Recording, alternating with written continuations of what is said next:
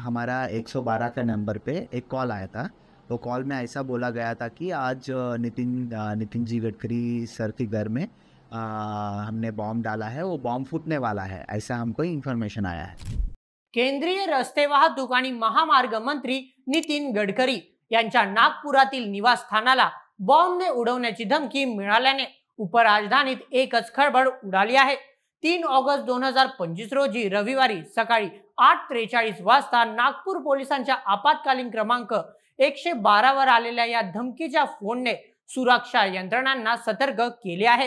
गडकरींच्या वर्धा रोडवरील एनिक्रो हाइट्स आणि महाल येथील निवासस्थानांची तातडीने तपासणी करण्यात आली असून एका संशयिताला अटकही करण्यात आली आहे। या घटनेने राजकीय वर्तुळात चर्चेला उधाण आले आहे। नेमकं काय घडलं, कोण आहे हा संशयित आणि यापूर्वी अशा धमक्या कोणत्या नेत्यांना मिळालाय, चला जाणून घेऊया या घटनेचा सविस्तर तपशील आजच्या व्हिडिओमध्ये। नमस्कार, मी नील सोनार, तुम्ही पाहत आहात बोल एमएच। 3 ऑगस्ट 2025 रोजी रविवारी सकाळी नागपूर पोलिसांच्या नियंत्रण कक्षाला एक धक्कादायक फोन आला। अज्ञात व्यक्तीने थेट केंद्रीय मंत्री नितीन गडकरी यांचं वर्धा रोडवरील एनिक्रो हाइट्स येथील निवासस्थान बॉम्बने उडवण्याची धमकी दिली। विशेष म्हणजे गडकरी हे त्याच वेळी नागपुरातच उपस्थित होते, ज्यामुळे ही धमकी अधिकच गंभीर मानली गेली। पोलिसांनी तात्काळ कारवाई करत गडकरींच्या दोन्ही निवासस्थानांची म्हणजे वर्धा रोड आणि महाल येथील कसून तपासणी केली। बॉम्ब शोध पथक आणि श्वान पथकाने संपूर्ण परिसर पिंजून काढला, पण सुदैवाने कोणताही संशयास्पद वस्तू किंवा पुरावा आढळला नाही। पोलिसांनी या धमकीच्या फोनचा मागोवा घेत उमेश विष्णू राऊत नावाच्या व्यक्तीला अटक केली। उमेश हा कोतवाली पोलीस ठाण्याच्या हद्दीत भाड्याच्या खोलीत राहतो आणि एका देशी दारूच्या दुकानात काम करतो। त्याने चौकशीत सांगितलं की त्याचा फोन त्याच्या रूम पार्टनरने वापरला होता आणि त्याला या कॉलची काहीच माहिती नाही। पोलीस आता उमेशच्या मित्राचा शोध घेत असून या प्रकरणाचा सखोल तपास सुरू आहे। या धमकीनंतर गडकरींच्या दोन्ही निवासस्थानांभोवती सुरक्षा व्यवस्था कडक करण्यात आली आहे।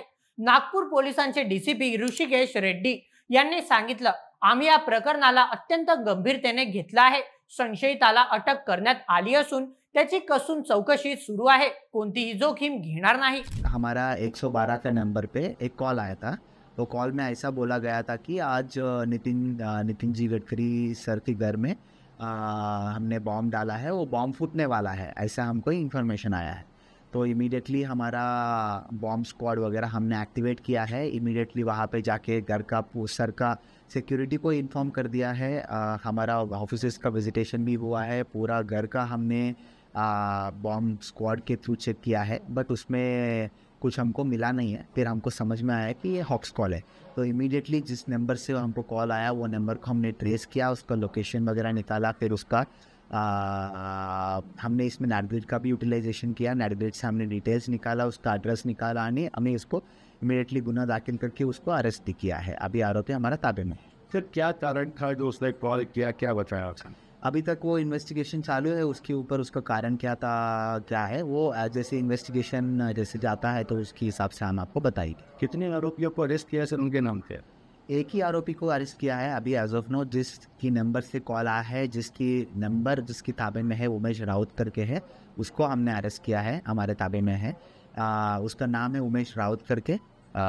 सिर्फ age of no only one accused है। उमेश राउत का कोई सब बैक हिस्ट्री है?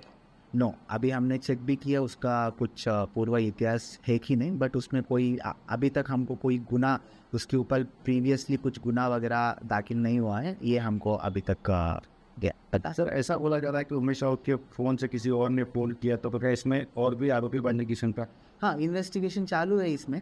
तो हमको जैसे जैसे इन्वेस्टिगेशन होगा, जिसने किया है, क्या इंटेंशन है, वो सब जैसे इन्वेस्टिगेशन होगा उसमें हमको पता चल जाएगा। तो हम आपको इन्फॉर्म क्या काम करता है तो मैनेज का?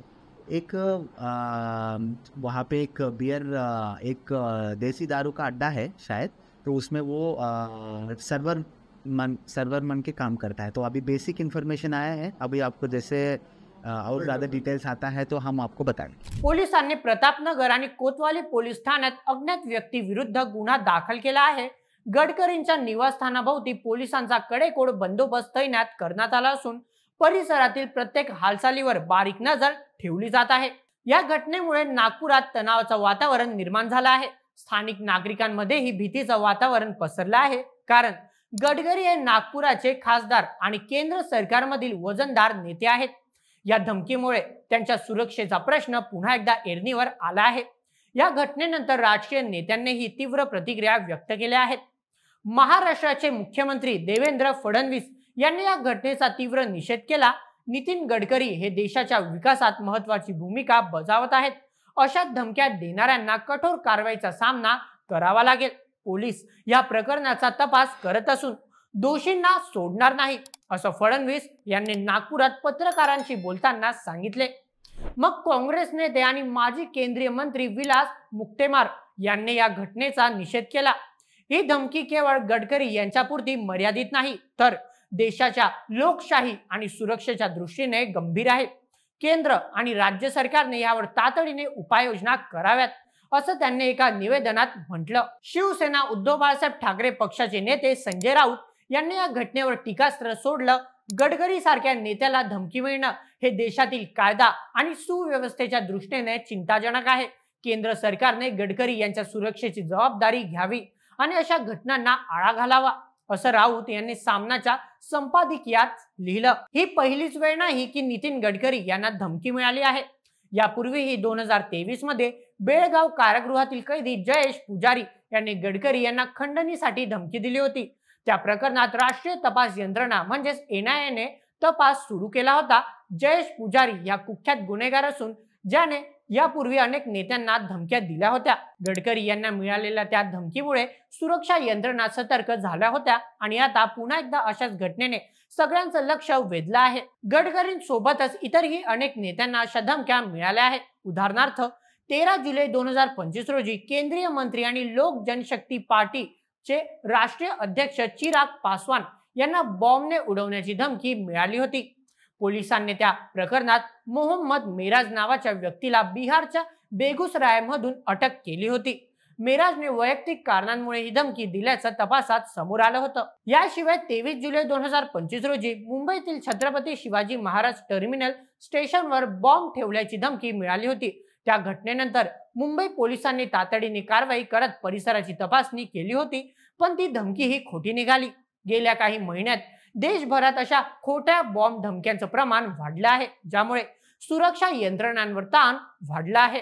उमेश राऊत यांनी पोलिसांना सांगितलं की त्याचा फोन त्याच्या मित्राने वापरला होता आणि त्याला या धमकीच्या कॉलची माहिती नाही, पण पोलीस या दाव्याची खातरजमा करत आहे. काही सूत्रांच्या मते उमेश हा मानसिक तणावाखाली होता आणि त्यामुळेच त्याने किंवा त्याच्या मित्राने हा कॉल केला असावा.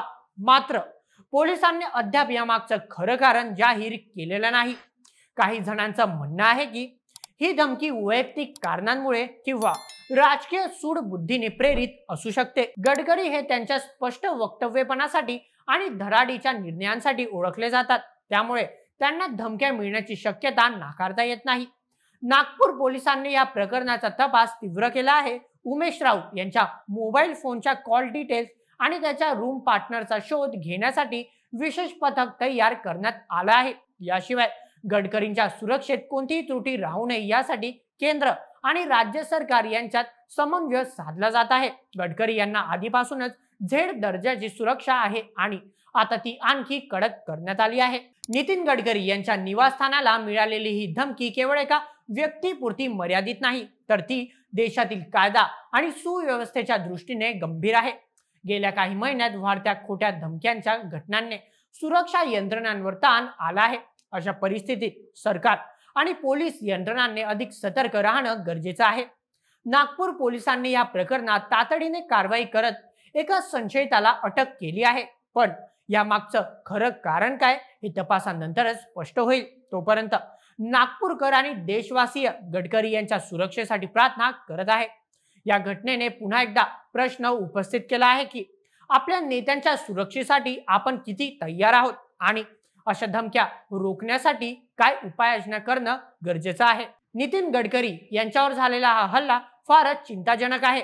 बाकी तुमचे काय मत या पूर्ण प्रकरणावर? तुमचे मत आम्हाला कमेंट मध्ये सांगायला विसरू नका आणि अशाच व्हिडिओंकरिता सबस्क्राईब करा बोल MH आपल्या YouTube चॅनलला.